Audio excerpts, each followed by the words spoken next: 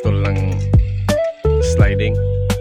So nandito kami ngayon sa tabing dagat. Tingnan nyo naman yung view namin. Wow. Yan. Wala ang pagod namin sa pagkabit ng bintana. Yan. Ganda ng paligid din eh. Dito yan sa Bagay Santa Magdalena, mga kaibigan.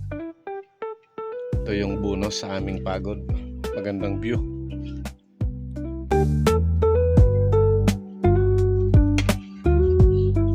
Ganda. Yan mga kaibigan, tapos na tayong kumain. Pritong bangus lang, solve na tayo dyan. Dito tayo sa tabi ng baybayin. Maganda talaga yung Santa Magdalena. Wow. Katabi lang to ng Del Amor. Yan yung Del Amor. Del Amor mga kaibigan. Dito kami nag-lunch. May bahon kami. Nagaling magkabit ng bintana. Yan o.